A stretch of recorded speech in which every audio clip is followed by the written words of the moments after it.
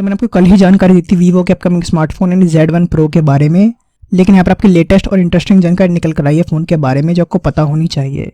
तो आगे से वीडियो के अंत तक देखते रहे, आपको सारी इन्फॉर्मेशन देने वाला हूँ। इसका रिक्वेस्ट बस एक है, छोटी सी लाइक जरूर कर देना से बिना भूले, आपका लाइक करने से वीडियो बनाने की मेहनत सफल हो जाएगी।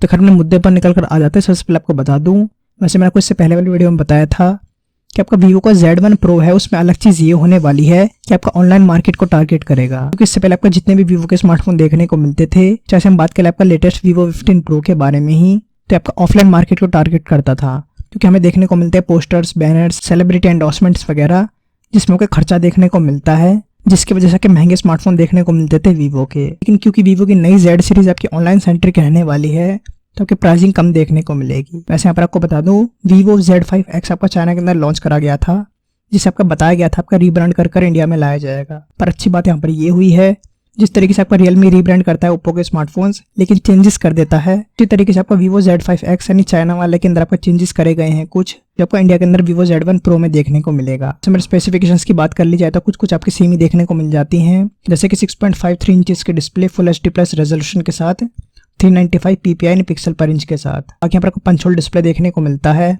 जिसमें आपको 16 मेगापिक्सल का कैमरा देखने को मिलता है f2.0 अपर्चर के साथ। यहाँ पर आपको रियर साइड में ट्रिपल कैमरास देखने को मिलते हैं, जिसमें से आपका प्राइमरी कैमरा देखने को मिलता है 16 MP का f1.78 अपर्चर के साथ।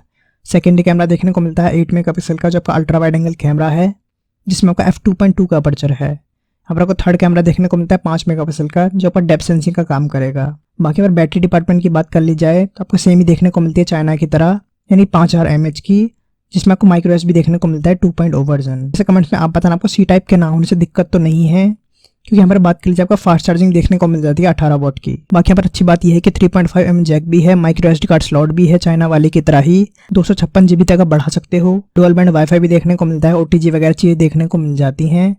वेरिएंट्स की बात कर ली जाता है 4+64, 6+64, 6+128 और 8+128 देखने को मिले थे चाइना के अंदर।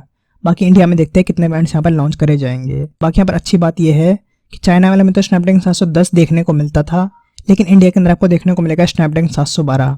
वैसे यहाँ पर आपको बता दूं, स्नैपड्रैगन 712 आपका 710 की तरह ही देखने को मिलता है, क्योंकि आपका सेम 10nm टेक्नोलॉजी पर ही बेस्ड प्रोसेसर है।